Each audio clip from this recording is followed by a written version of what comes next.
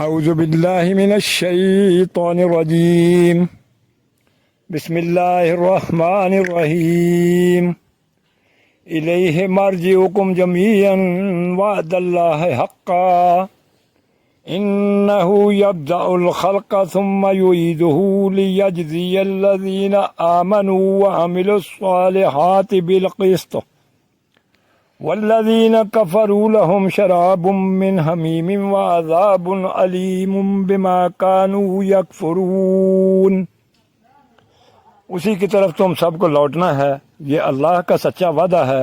یقیناً ساری مخلوق کو شروع میں بھی وہی پیدا کرتا ہے اور دوبارہ بھی وہی پیدا کرے گا، تاکہ جو لوگ ایمان لائے ہیں اور جنہوں نے نیک عمل کیے ہیں ان کو انصاف کے ساتھ اس کا صلہ دے، اور جنہوں نے کفر اپنا لیا ہے ان کے لیے کھولتے ہوئے پانی کا مشروب ہے اور دکھ دینے والا عذاب ہے، کیونکہ وہ حق کا انکار کرتے تھے.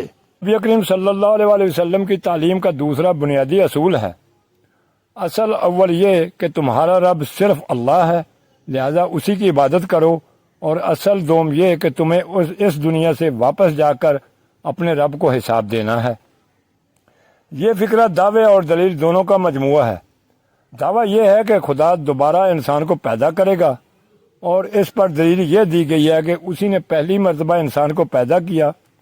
جو شخص یہ تسلیم کرتا ہو کہ خدا نے خلق کی ابتدا کی ہے، اور اس سے بجز ان دہریوں کے جو محض پادریوں کے مذہب سے بھاگنے کے لیے خلق بے خالق جیسے احمقانہ نظریے کو اوڑھنے پر آمادہ ہو گئے، اور کون انکار کر سکتا ہے، وہ اس بات کو ناممکن یا بعید از فہم قرار نہیں دے سکتا کہ وہی خدا اس خلق کا پھر اعادہ کرے گا. یہ وہ ضرورت ہے جس کی بنا پر اللہ سبحانہ و تعالی انسان کو دوبارہ پیدا کرے گا. اوپر جو دلیل بیان کی گئی ہے وہ یہ بات ثابت کرنے کے لیے کافی تھی کہ خلق کا اعادہ ممکن ہے، اور اسے مستبعد سمجھنا درست نہیں ہے.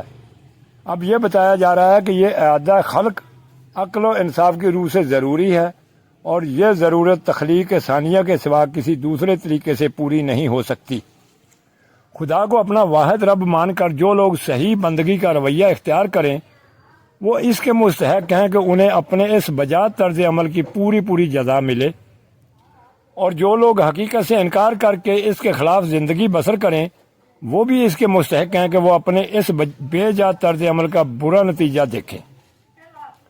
یہ ضرورت اگر موجودہ دنیاوی زندگی میں پوری نہیں ہو رہی ہے، اور ہر شخص جو ہٹ دھرم نہیں ہے جانتا ہے کہ نہیں ہو رہی، تو اسے پورا کرنے کے لیے یقیناً دوبارہ زندگی ناگزیر ہے.